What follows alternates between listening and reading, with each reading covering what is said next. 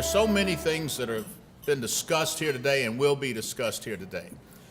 This is an opportunity for you to tell a remembrance of Bill Casey. I see so many people out in the audience who were part of the Reagan administration and before that, other administrations in which Bill participated. You've got to have some stories.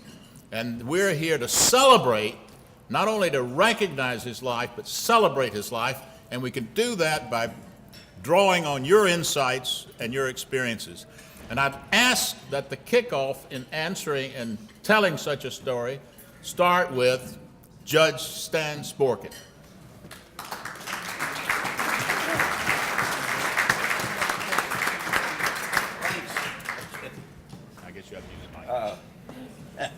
There are so many great stories, and as I say, he was such an exciting man. But one I didn't tell is when I was at the SEC, you had to react immediately. He calls me one day, and he says, Stan, this was at 9 o'clock in the morning, he says, Stan, well, Ted, I didn't get it at 9, but a little later than 9, right? So he says, Stan, we had a big problem there. There were a lot of these dealers in penny stocks that were ruining the market. They're running little unknown stocks from a few pennies up to $100 a share. And we were having trouble at the SEC with them. And he calls me and he says, Stan, he says, at 2 o'clock today, I'm going to announce our policy and our program of how to deal with these rogue brokers. I said, Bill and Mr. Chairman, that's wonderful. Great. I'm glad we're finally doing something. And I said, tell me, what is the program? He says, you're going to send it to me so that I can deliver that program. And you never say I can't do it to Bill. Am I right? Anybody? No, never could say that to him. I said, Bill, what time would you like it? He says, well, when do you think you could have it? I said, well, how about 2 o'clock? And there's a time difference. He was in Arizona, and we were here in Washington. So I had to call in my people, and I said, we got to get a program up in a couple hours, and they're going to deal with a program that the SEC couldn't deal with for years. They were playing around with this, pot-skiing around with this damn thing. So we said, who are these people? Can we identify who the brokers that are doing this thing? And my guy said, yeah, we can identify. And I said, what? He says, there are about 21 of these people that are doing it. So I'll tell you what we'll do. What we'll do is we'll cut a program, and it had a different various. But one of the things was we'll give them a physic. What do you mean by giving a physic? We'll send our stormtroopers into these brokers, find whatever we can find, books and records or not, we'll put them all out of business. So that became the physic we're going to give them. And that's the way I'm glad the statute of limitations is passed. But and so we wrote up the program, and I said, well, we don't have the people to go in and give the physic. And I said, well, the NASD, those folks don't do anything anyway. Let's get their people. We'll commandeer them, and we'll send those people in to help us. So Bill announces the program, and it's going to be the NASD and the SEC in a joint program. We're going to do the inspections. And then what happens is that it's announced, and then I get a call, I think it was from Gordon Macklin from the NASD, who was the head of the NASD. And he says, Stan, what is this program that we're going to be joining with you to do? Tell me about it. Nobody ever called him to tell him that he had a joint program with the SEC. I had to say, Gordon, trust me. And that was the program, and it worked. But in any event, that was the way Bill operated. He always wanted the papers before they were written, and you could never not comply with what he wanted, what he requested. Thanks. Thanks, Dan.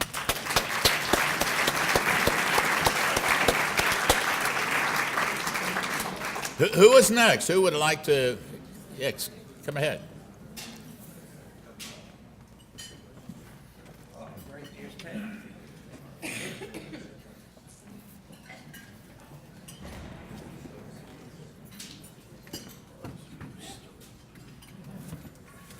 I've got a story about Bill Casey that combines both the SEC and the OSS. I had a pleasure of working with Bill in a variety of his incarnations, but the only time I ever got paid for it was when I was at the SEC. Bill called me and said, I want you to come implement a program to get the Congress to adopt what became the Securities Acts Amendments of 1975. It was a 400-page bill that revamped Wall Street. Wall Street hated it. It took us a year to put it together and 3 years to get it through Congress.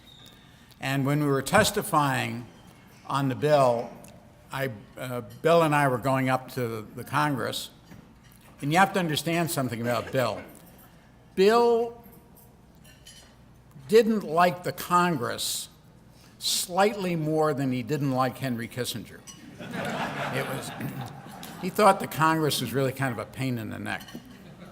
And in any case, we were going up to the Hill, and we're in the back of a car, and I always got Bill talking about the SEC before congressional testimony.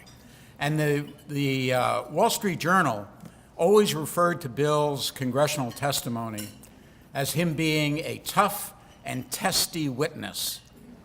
And he was. He was one of the rare witnesses who intimidated the committee.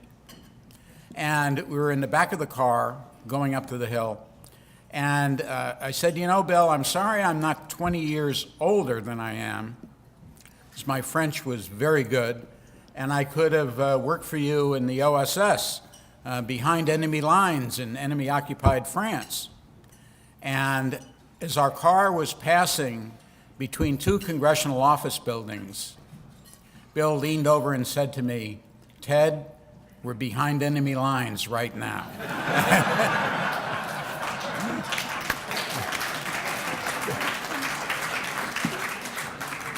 I just want to say this one quick thing. Bill Casey was the greatest human being I have ever known, and I am very lucky to have been part of his life. Thank you.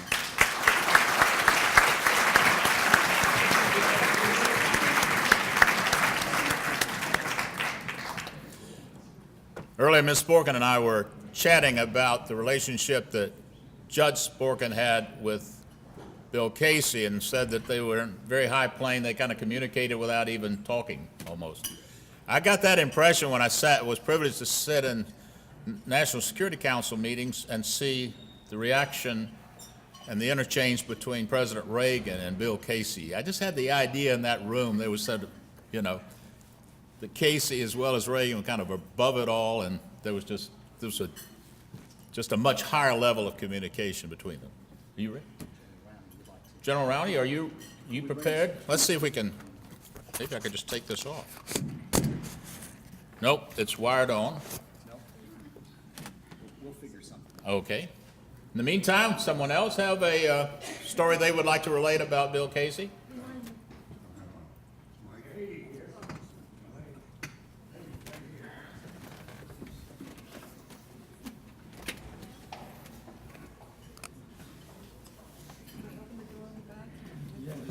Bring him around. Okay, that's fine. work? Yeah, sure.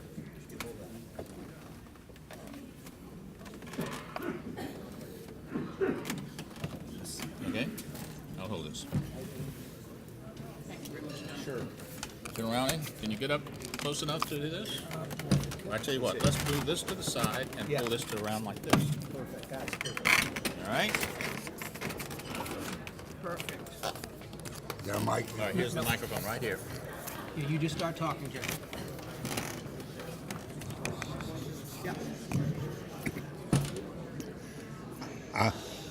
My name is Ed Rowney, and excuse my voice, but I have a swallowing problem. Anyway, I first met Bill Casey in 1972.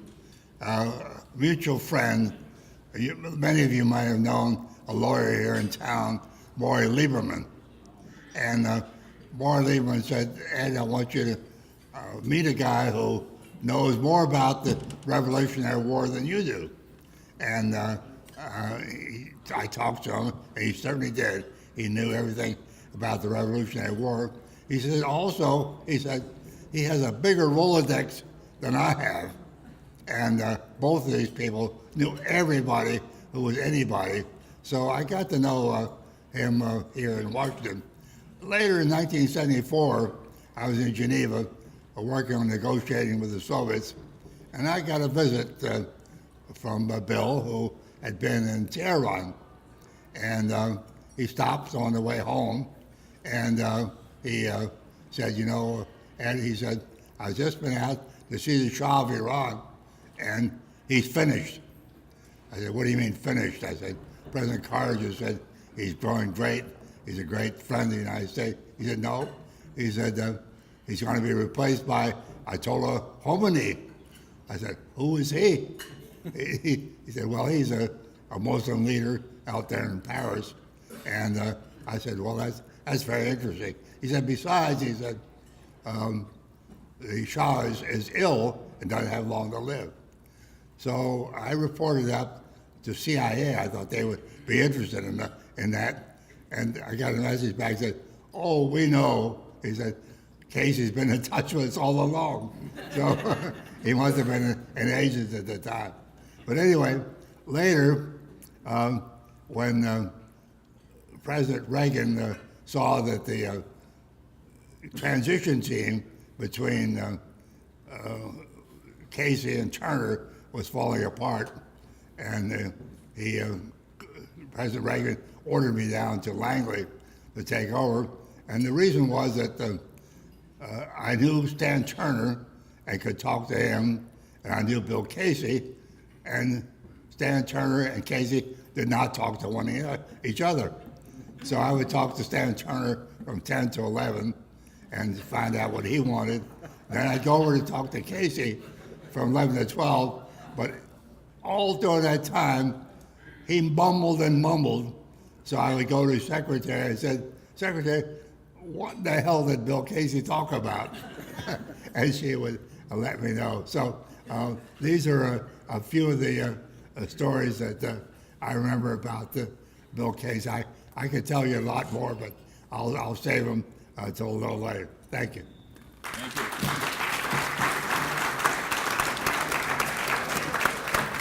Thank you, General. Thanks, sir.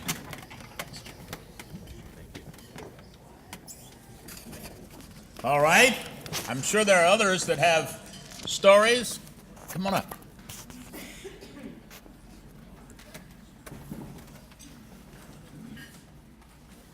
Thank you. Very good. Thank you so much. Great story, Ed.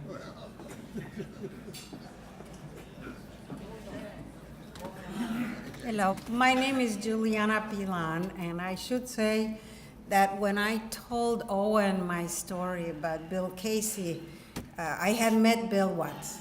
It was very memorable, however, so I take the liberty of sharing it with you. Owen looked at me and he said, you can't have a Bill Casey story. You're too young. I said, thank you, Owen. So keep in mind that I was about 4 years old when I met Bill Casey. It was a sad occasion. It was a dinner that Henry Regnery had held for his son, his oldest son, Henry Jr., who had passed away. And I was privileged to be one of the speakers, as was Jack Kemp. And that is when I met Bill. By way of background, I had, speaking of which, I had written a backgrounder for the Heritage Foundation where I was a lowly policy analyst, but I'll tell you, it was fun. Nothing lonely about being a policy analyst at the Heritage Foundation working on the UN project. And I had written a backgrounder on Soviet uses of the United Nations. And Bill comes up to me and he says, Juliana, I thought, how do you know? I mean, but of course, this was Bill Casey. He knew everything. He says, Juliana, I just wanted you to know that tomorrow morning, the president is going to do a radio address and will be using your backgrounder to announce the expulsion of those damn spies from the United Nations. And that is when I first learned that active measures was not something only the Soviet Union did.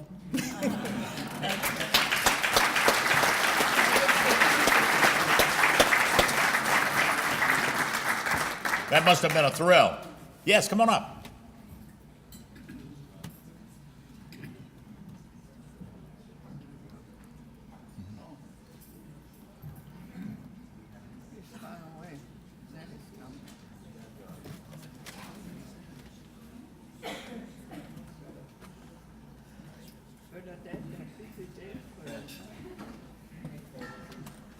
Well, as you can tell from my long trip from the back of the room, this is not premeditated.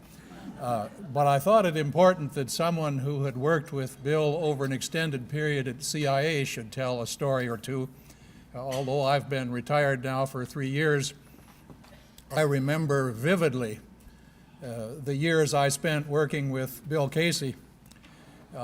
Throughout the 6 years he was our director from January 81 to January 87.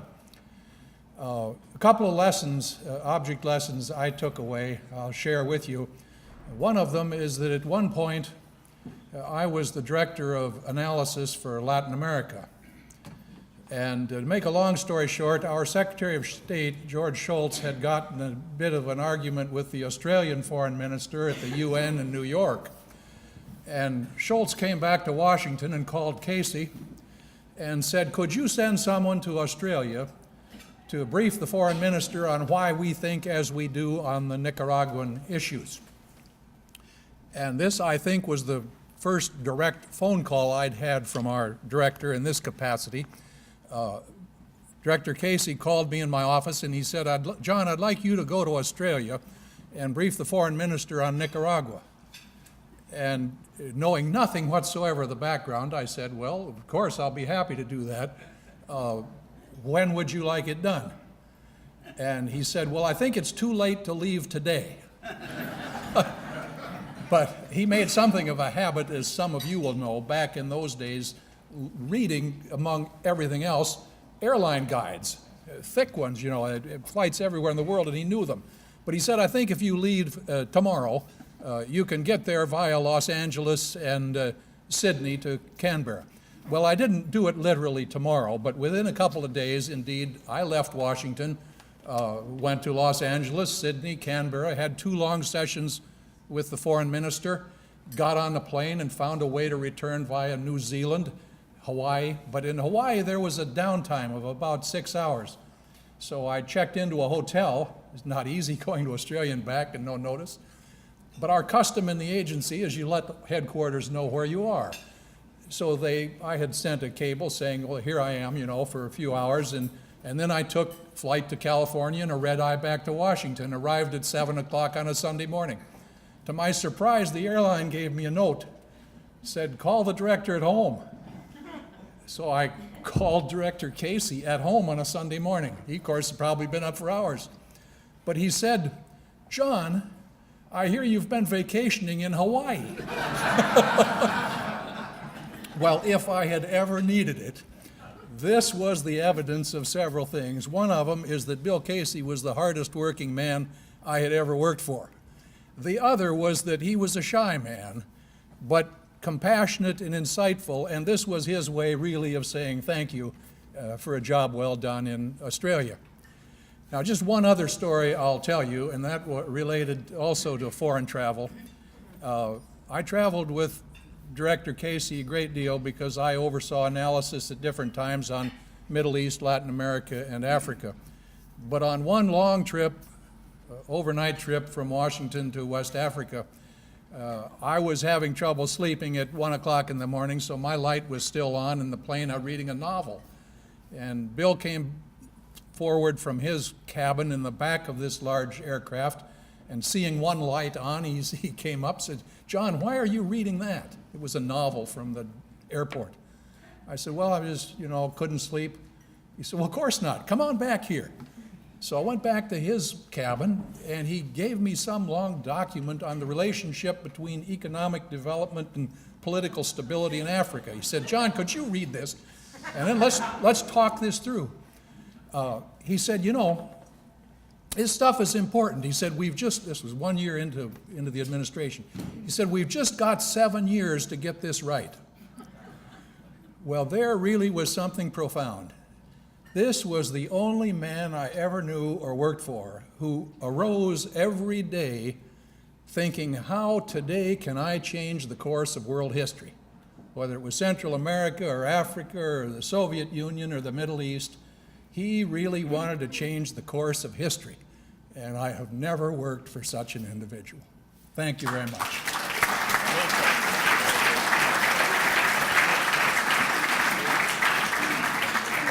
Well said. Come on up.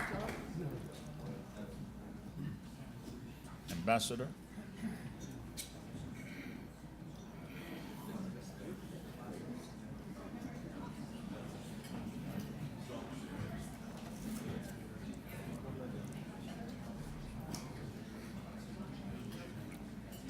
Hey, Faith.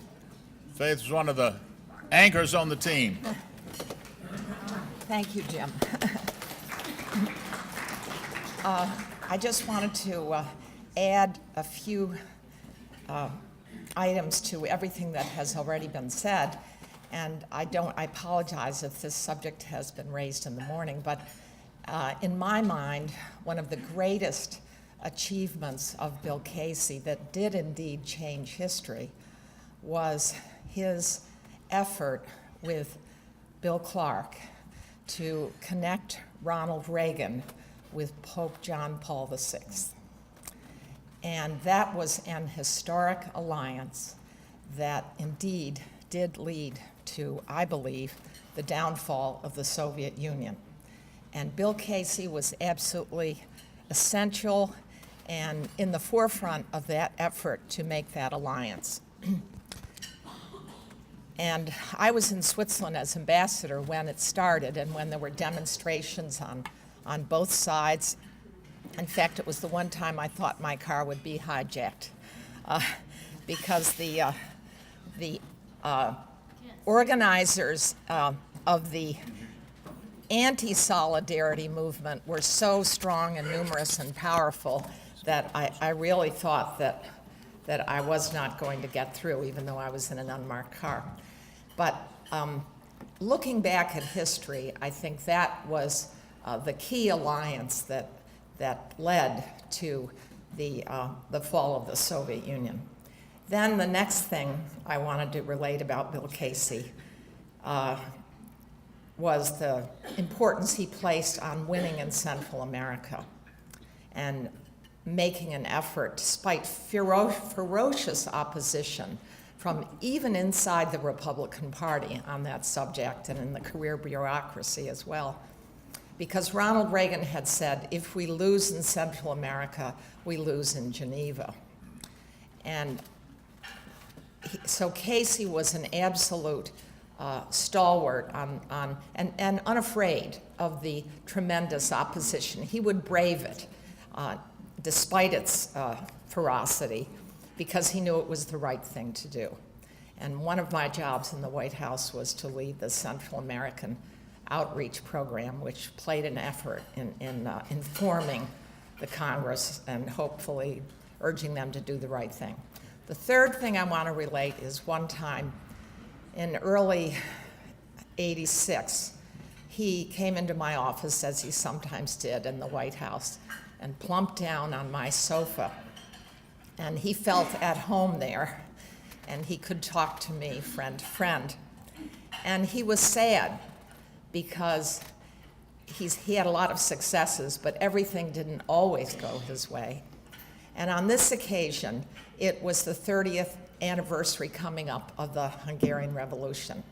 And he really wanted to make a significant recognition of what had been done in Eastern Europe at that time. And he had been thwarted in the internal bureaucracy. And he came in and he looked sad, and we talked, and we did finally have some minor celebration or recognition. But he saw the importance of Eastern Europe, and how vitally important it was to make it free. And he gave his life for this mission. His life work was not to contain the Soviet Union, but to defeat the evil empire, as was Ronald Reagan's. Hooray, Bill. May he rest in peace.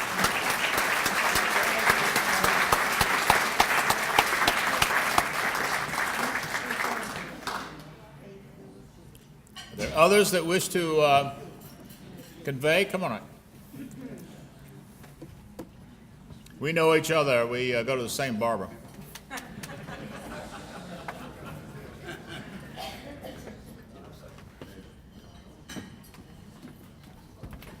This is super short, but it's an unknown aspect of his life. He encouraged Anthony Fisher, who had met in London, and Sir Anthony Fisher was an Englishman who started a think tank in England, to start a think tank in New York, which was called nowadays the Manhattan Institute, that produced two books that were part of the sort of the Reagan readers, Losing Ground by Charles Murray and Wealth and Poverty by George Gilder. That gave Sir Anthony Fisher the courage to start an organization, to start think tanks all over the world that would pay attention to free markets, not only defense. So this is a tribute to this great man that inspired Anthony Fisher to start this great network to promote freedom around the world. So thank you all for the work you have done, and especially to all the Smith family here. Thank you.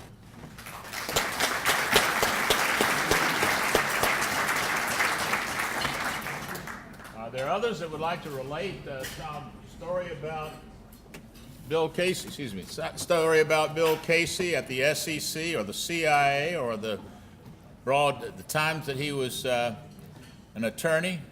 We have one coming right now.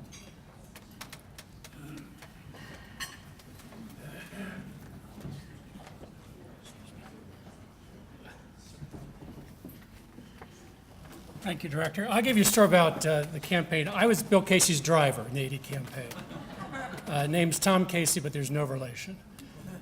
And you know, a lot was discussed this morning about his intellect, and I have never seen anything like it.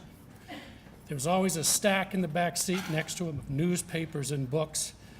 Many of the books in the IWP library I probably picked up for him at Sidney Kramer Books, where he did have a charge account, and a man whose mandate was to just buy him anything that looked interesting. But I think at that time, and I can also tell you about vocabulary I learned from Mr. Casey, particularly a drive to Dulles Airport with Bill Simon, where I heard, these guys did not use the 7 dirty words. They made up their own. It was really phenomenal. But, you know, even as a callow 22-year-old, I could tell that he was a very unusual person. The relationship that I saw with Mrs. Casey and the delight that he took in talking about his daughter were really quite something. But he was also just a tremendously nice man. My first day on the job, I drove him down to Richmond from the headquarters in Arlington for a fundraiser at the governor's mansion. He, of course, needed to read and work on the way down there and back, so Barbara came with us. And on the way back, we stopped at a Howard Johnson's in Fredericksburg. And for an hour and a half, we did not talk campaign. We did not talk about business with Barbara. Bill Casey, the head of the campaign, talked to me for an hour and a half about me and my life. And I was just really it just was an incredibly nice thing to do. Now, he was always disappointed in my navigation skills. He'd always say, Tom, you look at that map yet? I never did. But finally, you know, to say he was a hard worker is just not half the story. There was a apartment complex in, in Arlington called Skyline, where the campaign had a bunch of apartments, and where I would pick up Mr. Casey every morning at 7 or 7:30. And one morning I arrive, and the fire alarm has gone off at probably 6 o'clock. And sitting out there in their bathrobes, Ambassador Carmen, Drew Lewis, Jim Baker, the aforementioned Max Shugel, all of the senior management of the campaign in their bathrobes when they left the building at 6 for the fire alarm. Mr. Casey, suit and tie briefcase, sitting there on the curb working. Thank you. Thank you, sir. Thank you all very much. Our program will continue, and Ed Meese is up, right? Okay, thank you very much. The bill as the keynote, and certainly is the keynote, although every talk we've had here has been a keynote, is a remarks by a person who has known Ronald Reagan certainly longer than anybody else in this room, because I'd like to introduce him as having been the spokesman for Ronald Reagan and for his philosophies and his theories since he was governor of the state of California. And he has really been the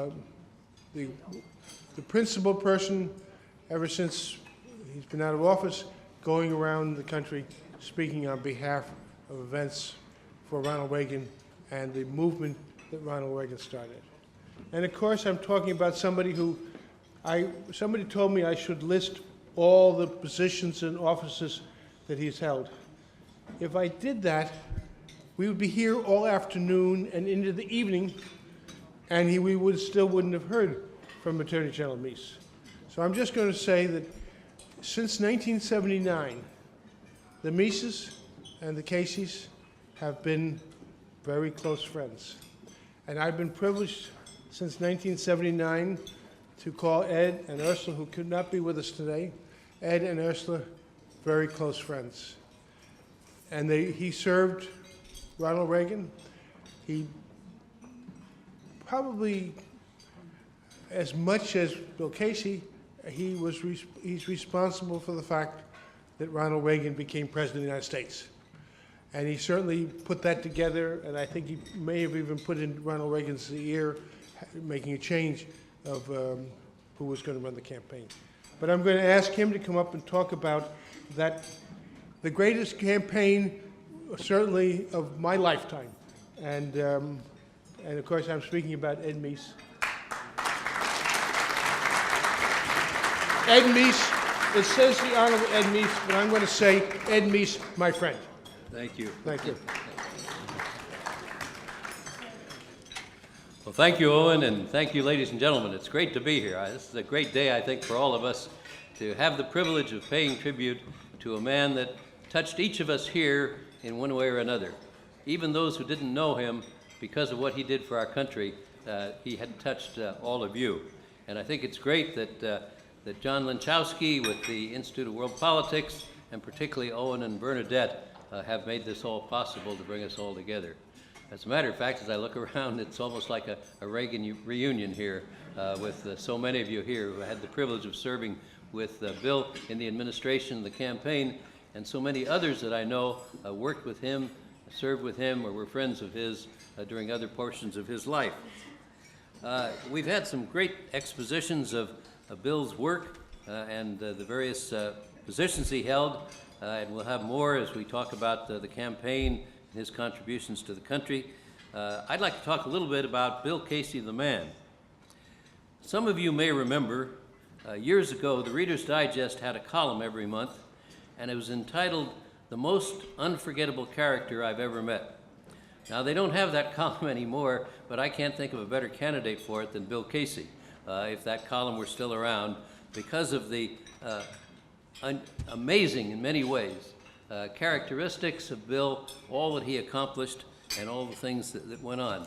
Just think of the different things you've heard already today and all the jobs or positions or ways in which he'll be remembered. As a lawyer, as a businessman, as an editor and publisher, as an entrepreneur, as a philanthropist, as an author, as a naval officer, as a prominent Catholic layman, as a political leader, as a congressional candidate, a campaign director, an intelligence officer, and I could go on, so many other things you've already heard about today. But I would think that the thing about Bill that was tremendous was the fact that he was one of the great intellects that I've ever met. Now, John, earlier today, John Lenczowski talked about his library. When I visited him at his home in Long Island, and saw this massive library of books, what was really impressive to me was Bill had read every one. And I think most of us in our libraries can probably make that same statement. As a matter of fact, the library was so vast that at one time, Bernadette, I think this is correct, I think he hired your aunt, his sister, either his sister or Sophia's sister, to actually catalog the library. So even he would know what he had in it there. But as John pointed out, the library to me was symbolic of the intellectual depth that Bill had, and which Stan also talked about. He was indeed an avid reader. That's why he was picking up all these hard book, as well as newspapers and everything else as we used to travel together. Stan said he was the smartest man he's ever met, and I would certainly agree. And one thing that Bill had was an intellectual curiosity. He was interested in almost everything, and as was pointed out, he not only read everything about everything, but he remembered everything about everything. And so when he had a problem before him, he probably read something about it, and he could quote almost verbatim what he had read, and that was a great help to him in all the things that he did. And so that was a very valuable aspect. This was summed up in a comment that was made about, in two comments that were made about him in one of the articles that were written about Bill shortly after he'd passed. One article said he was a man consistently ahead of his time, and the other said that he was a man of magnificent complexity and intellectual voraciousness. And I think that really describes Bill and what he did. I don't know whether you noticed this morning, but symbols of his service to the country were in front of us as we were watching the different talks there, and that were the three flags that stood on the opposite side from the American flag. The flag of the SEC, the Securities and Exchange Commission, the flag of the Export-Import Bank, and the flag, of course, of the Central Intelligence Agency. I think it would be fair to say, if all the things that Bill did, as Owen kind of referred to a minute ago, one of the most important things that he did was to participate as the director of the Reagan campaign in 1980. Now, we're going to talk about that in the panel shortly, so I'm not going to go in too much to all the details of the campaign itself. But I really believe that if Bill had not stepped in and been available at that particular time and stepped in, I don't believe that Ronald Reagan would have become President of the United States. His contribution was that important. Indeed, during the campaign, and that was the time when I first met Bill, actually, was in January of 1980. I had attended a meeting of what was then known as the Kitchen Cabinet. These were the men who had supported Ronald Reagan when he ran for governor back in 1966, and they had been kind of a group of informal advisors and also a group of rather influential fundraisers who had worked with him ever since that time. And they were having a meeting, as they did periodically, and I went there, and George Champion, some of you may remember George, a prominent New Yorker and the head of one of the large paper companies.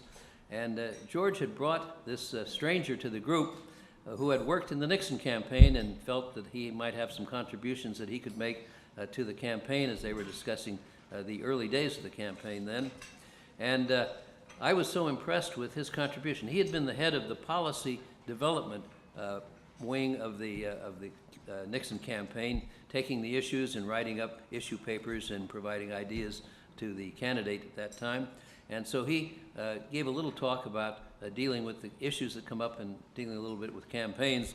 And I was so impressed that I asked him if he would have dinner with me that night, and we got together and we talked. And he had, as I say, he had been through a campaign, a successful campaign in 1968, and so I thought he would be a good person to have available to then Governor Reagan and to the rest of us who were involved in one way or another in the campaign.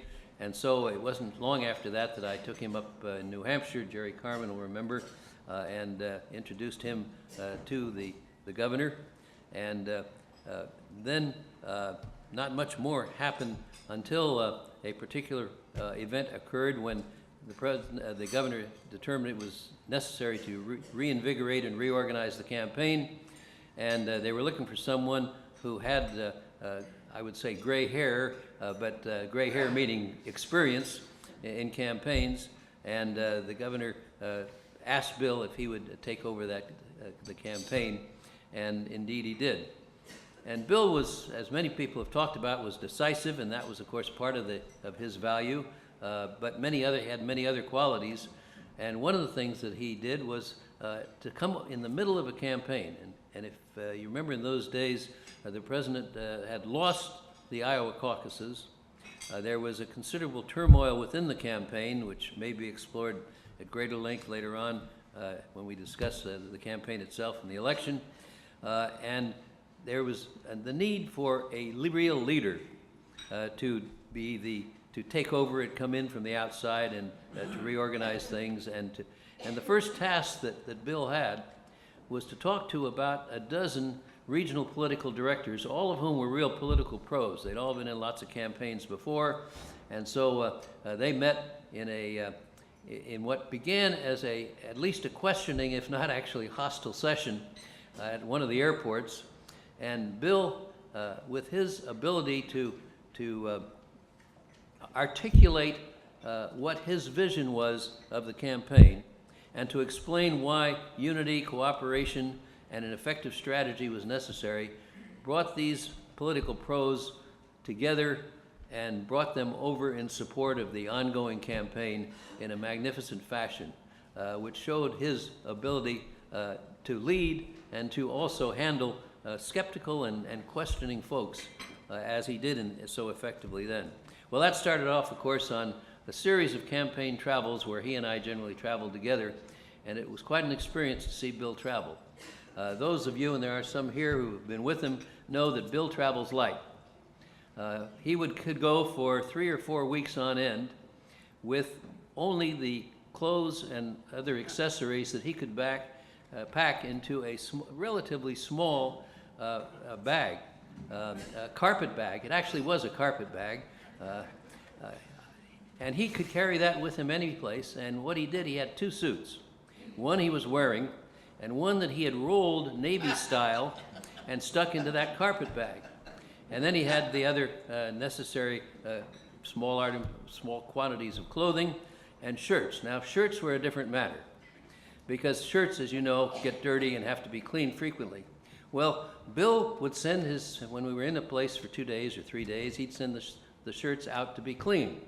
The problem is he would leave town without picking up the shirts.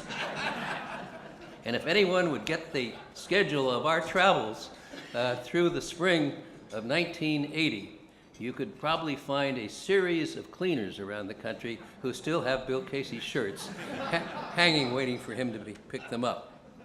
But Bill was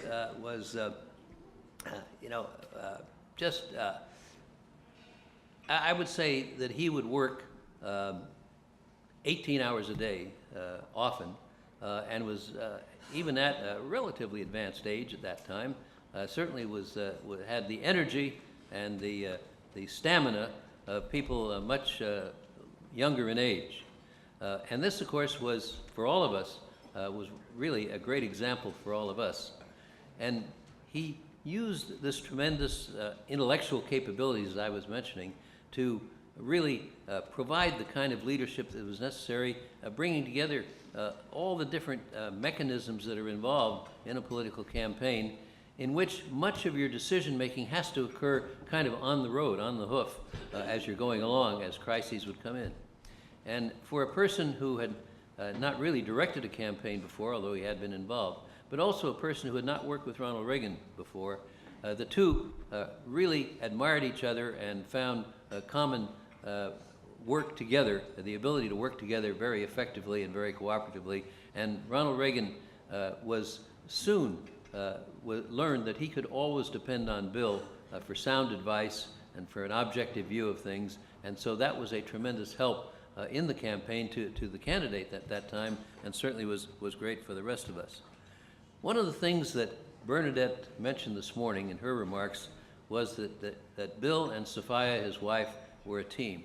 And nowhere did this come more into evidence than in the campaign, because we had moved in August, after the convention, we moved the headquarters from Los Angeles to Washington, D.C. And so Bill and Sophia and a few of the rest of us who were in the campaign, we all took up a residence essentially in the Skyline Apartments there in Alexandria.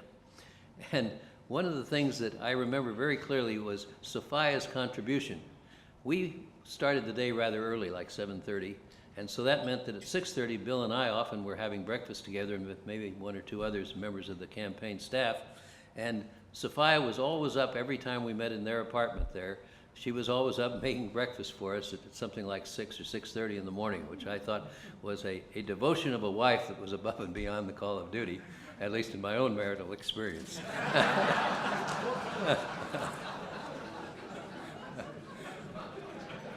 But what was most interesting in that particular situation was the Skyline Apartments had just been built, and they had a fire alarm which would often go off in the middle of the night.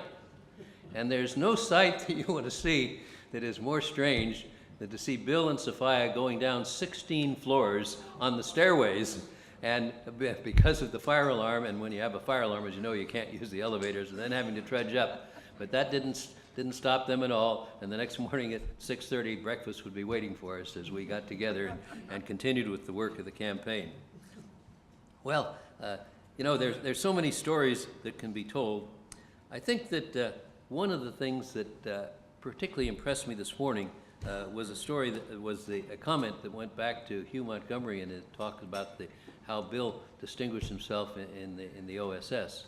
Well, he carried this on also in his work, obviously, when the campaign was over and Ronald Reagan became president, and his contributions to the NSC and his advice to the president.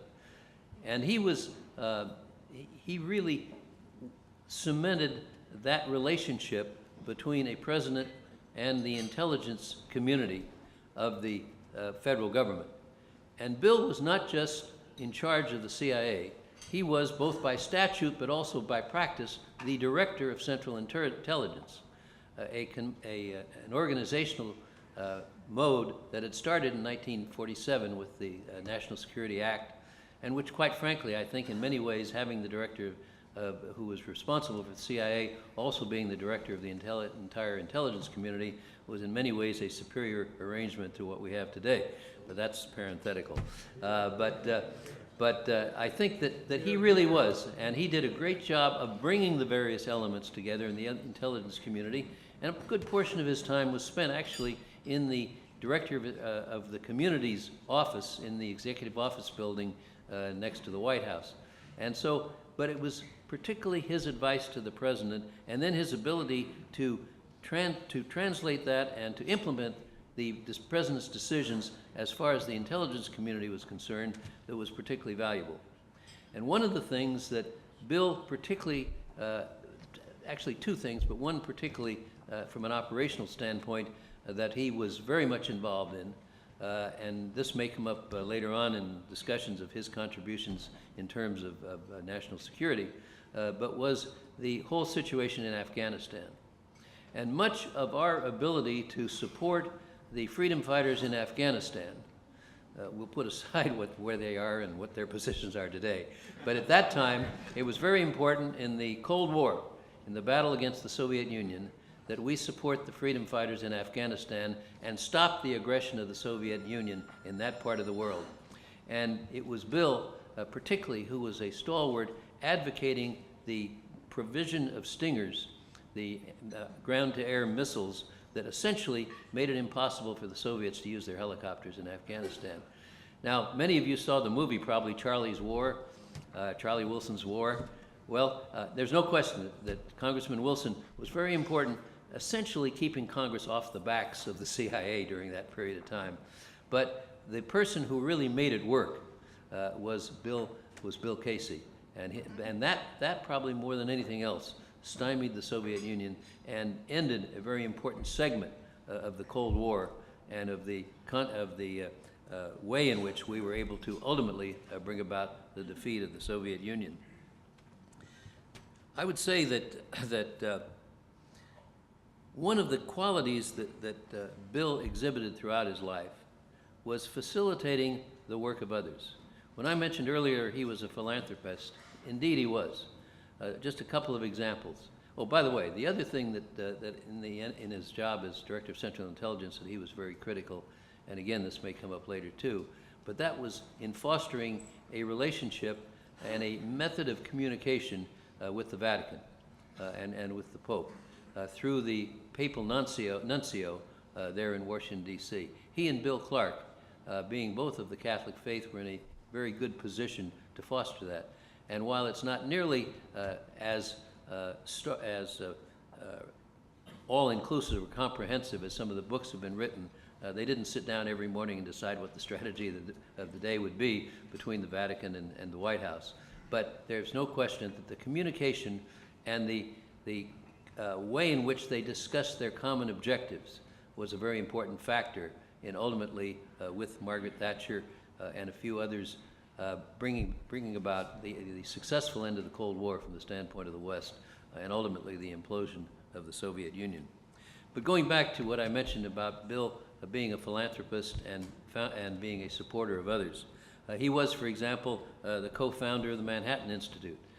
He was also one of the earliest contributors to enable Bill Buckley to launch the National Review. And there's several other publications. But the thing about Bill was throughout his lifetime, he was always available, particularly in conservative matters or matters of a faith and things that were important to him, whether it was Catholic colleges or Catholic orders, as well as various other educational and political enterprises. Bill was always there to lead in terms of the philanthropy, as well as to lead in terms of advice and support, which was badly needed in terms of these various organizations, many of which are still around and very important today. One of the things that Bill demonstrated always throughout his life was he was a resourceful person with a great deal of imagination and innovation. Tom Dawson talked about his work in the State Department. Bill was the first person to hold the job of Undersecretary of State for Economic Affairs. And so in order to do that, they were building a new office for him in the State Department. And one day, he had not yet moved in, he was in a temporary office, and one day, the contractor who was in charge of the building rushed in very distressed and upset and said, Mr. Casey, we've got a problem. And Bill said, what's the problem? He said, well, we mismeasured, and your office is about 5 square feet larger than the Secretary of State's office. And those of you who know the State Department know that this is a capital offense and violates all the protocols. And so Bill took about 30 seconds and he said, tell me, in that corner over there, could you build a closet 4 feet by 4 feet and put a door in? And the contractor said, yeah, I guess we could. Okay, in that case, my office falls within the specifications because that's a different room. You know, Bill had so many fine qualities. Somebody mentioned he was a hard worker, and I already had mentioned that he was worked night and day, literally, particularly during the campaign. And it was also mentioned that he was decisive in this, and he was decisive, but he was always willing to listen, and he didn't shoot from the hip or make his decisions without really considering all the information that was available and seeking information. During the campaign particularly, and of course later on, but during the campaign, there were a lot of important decisions that had to be made, and Bill was willing to listen to anybody. It didn't have to be one of his immediate coterie of assistants. It could be anybody in the campaign who had an opportunity or should have an opportunity and had something to contribute. And then he would grind that into his thinking and come out with a clear decision. And as you know, in politics, a lot of times the decisions you make may or may not be right, but they've got to be made right then. And that was such an important part of having someone at the helm who was able to make those decisions and keep the whole campaign running effectively and efficiently, and also being able to make a decision which had the input from others so that they felt part of the decision, because there's nothing like a combination of political people in a campaign where you haven't seen the clash of egos as we experienced there, and which Bill was so good at making timely and accurate decisions which certainly was a settling factor in bringing that campaign together. Stan mentioned that Bill was a good writer. And I think this is a very interesting aspect of his life, because writing, like reading, was an important part of his character. And it really all got started in his early years. As many of you know, he graduated from college in the middle of the Depression and then went to law school. And there weren't too many jobs for lawyers during the Depression. And Bill found a particular niche, and that was in analyzing the new tax laws and the new regulations which were coming out in great volume. You remember, this was the heyday of the New Deal. And so he was able to take these documents, these regulations and these laws that were coming out daily, and analyze them and summarize them and put them into these loose leaf books that were critical to lawyers, whether they were estate lawyers or tax lawyers or trust lawyers, whatever it happened to be, all of which, because there was so much new material coming out every day, they needed this documentation right away. And so he made a great living, actually, during the Depression, out of analyzing these and putting them out in these tax reporters, which went out on a loose leaf basis so that they'd be available to lawyers. And of course, it was that quality and that character of his ability to write, which also led to his writing of many books. And so for a long time, this was one of his primary sources of livelihood. He wrote numerous books and pamphlets in addition to this work with the tax reporters. And I happened to see a list. There's a list on Amazon of the books written by Bill Casey. They had such intriguing titles as Encyclopedia of Mutual Fund Investment Planning and for Security and Profit. Well, probably in 1937 or 38, that was a pretty good book to have.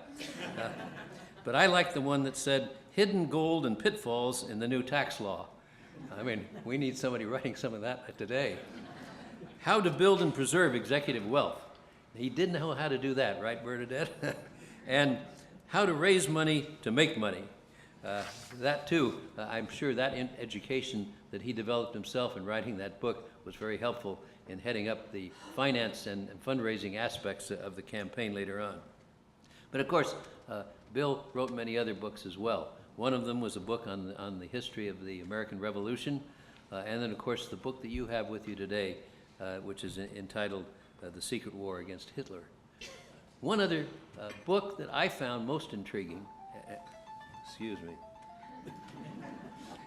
I didn't obey that requirement that you turn them off. There we go. No, did I say something wrong?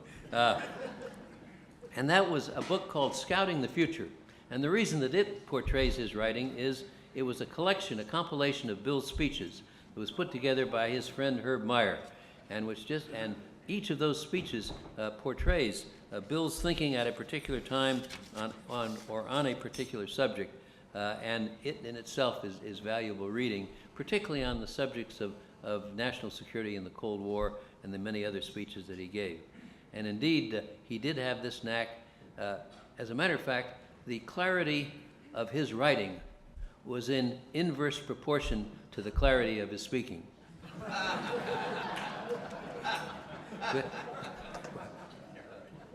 Bill obviously could articulate things very well, but he had a habit, if he wasn't particularly interested in what the listener was thinking, and sometimes in dealing with the press and people who did not have a particular right to know, he did tend to mumble.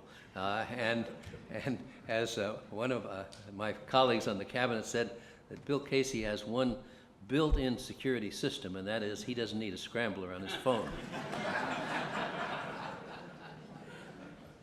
Well, as I hope you can see from this brief commentary on a good friend, Bill Casey, he was a remarkable person as a friend. He was a remarkable person as a leader. His contributions to the country were great. He was recognized in many ways. He received the Distinguished Intelligence Medal for his work both in the OSS cumulatively and his work in Central Intelligence Agency. He received the William J. Donovan Award. He received honorary degrees from a number of universities, all tributes to a remarkable life and a remarkable experience and remarkable contributions. But I think that in many ways, what he did for our country was best summed up by the words from the Center for Security Policy when they said that William Casey, from his role as Chief of Secret Intelligence in Europe for the Office of Strategic Services to his extraordinary stewardship of Ronald Reagan's Central Intelligence Agency, Bill Casey's strategic vision shaped several of the defining moments in American history. His passionate commitment to freedom and the subtle, rarefied strategies he used to help bring it to hundreds of millions of victims of fascist and communist repression is one of the truly great stories of our time. And they went on to say, the blending of this extraordinary man's life experiences made an incalculable difference in both restoring American power and prestige around the world and providing an early warning for the coming abuses and security concerns associated with international trade, finance, energy, and technology. This is today our opportunity on the 100th anniversary of his birth to celebrate a truly great man. Like all of us, I particularly feel indebted to him for so many things. And so I'm proud to join you in paying this tribute to Bill Casey, a friend, a mentor, a leader, a benefactor, and most of all, a patriot. Thank you.